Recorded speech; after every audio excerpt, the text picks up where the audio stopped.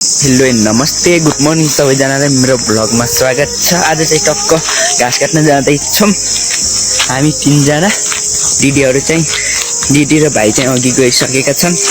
दिदी हेलो सम्पूर्णले मेरो भाइ सङ्गमगर्तीलाई लाइक शेयर एन्ड सब्स्क्राइब गरिदिनुहोस् होला। रोशन भाइ हजुर हजुर भिड पनि लास्टै अप्ठ्यारो छ। अप्ठ्यारै छ गाइस। रोशन भाइ ल हेलो भन्दियो। हेलो भयो फाइनली मैले चाहिँ घाँस काट्न जाइछु। मेरो एउटा मुठा पुगिसक्यो, अब चाहिँ भाइ बाँध्दैछु। Good morning everyone. तपाईहरु देख्न सक्नुहुन्छ बलगर सङ्गमगर्तीमा घरको अवस्था। अहिले चाहिँ उनी घाँस काट्दैछन्। लामो समय पानी परे नि त 2-3 दिन, त्यसकारण घाँस पनि एकदम सही काट्यो। अनि तपाईहरु देख्न सक्नुहुन्छ भाइले घाँस काट्दैछन्। अब चाहिँ भारी पनि पुगे जस्तो छ। भारी बनाउँदैछ भाइले चाहिँ।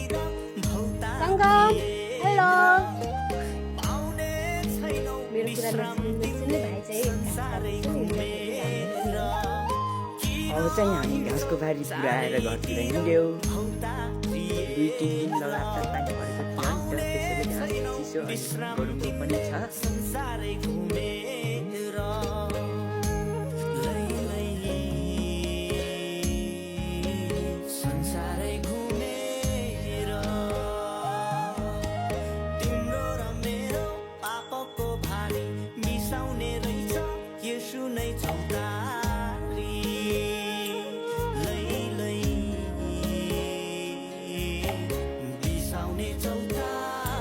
देख्न सक्नुहुन्छ मेरो दिदी पनि पछि पछि आउँदै हुनुहुन्छ।